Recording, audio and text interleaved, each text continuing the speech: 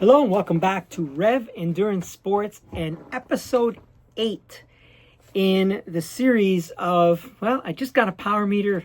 What does this all mean and how do I get the most benefit out of it? So now you've had, if you've been watching my series from the beginning, you've had a little bit of time to just ride with it. You've had a little bit of time to set up a couple of screens. Let's start talking about what this data and your efforts can mean in the grand scheme of things in the different types of riders. So if you've ever wondered, am I a good sprinter? Would I be good at pursuit on the track? Or, am I good on punchy rollers, right? So what I'd like for you to do this weekend, so today's Friday, so you may be watching this video 10 years from now. But today's Friday, and for the group thread that I got going on when I send this video to them, I'm going to recommend that tomorrow, Saturday, they go out and do some of these drills. So I'm taking you along with me. Tomorrow, I would like for you to go out and do a couple of 5-second efforts, okay? 5-second effort is a good indication of your neuromuscular power, all right? This is way above your threshold, way above anaerobic. It's way above everything. It's just what your muscles can do for 5 seconds. Now, I want you to capture the data for all of the 5 seconds, although a peak power is kind of a fun thing in bragging rights, especially if you're a heavier rider with massive quads. You can produce some very, very high peak numbers. But as you've known from all the previous videos, we like to talk in watts per kilogram. So once you have that power number, we need to convert it. All right, that's 5 seconds. Then there is the 1 second. So hopefully you have a good little hill where you can just nail it for 1 minute. Total, just go as hard as you can for 1 minute. And so you may want to have a lap set and hit it, go, and then hit lap again. All right, 1 minute. Now that tests your anaerobic power, your anaerobic capability, right? So you want to do 5 second, 1 minute, and then 5 minute. So hopefully you have a nice hill that you can do a 5 minute interval, and that tests your VO2 max. Okay, it's the maximum oxygen that you can intake.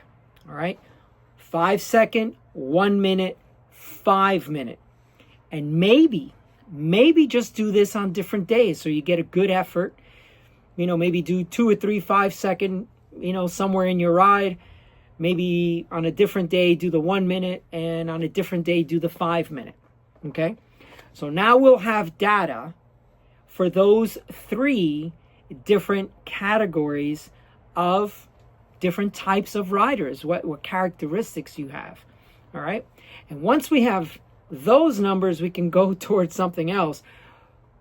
But I just want to just kind of little by little, you're just dripping the testing, you're dripping the drills, you're dripping all these things in just slowly but surely so it's not overwhelming, right?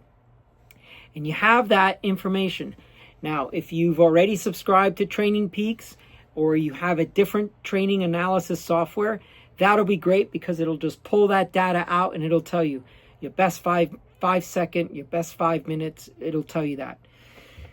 If you do it on a specific ride, maybe like let's say in Strava, title it that you did your 5 second and 1 minute intervals on this ride, and then down in your results of this segment, that segment from Main Street to First Street, keep scrolling down, and then you also have there are your best numbers for that particular ride. So you have to do some manual stuff. If you had Training Peaks, it'll always just record it, and it'll also chronologically have it. And also, so it'll rank it by time, or it'll rank it by best, right? So that's why I use Training Peaks, especially as a coach. So that's all I want you to do this weekend. Just do a few little efforts. Now, here's the thing. You may also just do these during your group ride, right? And just, when you get home, you have the data on your cycling computer. So you don't have to actually go specifically out to do these.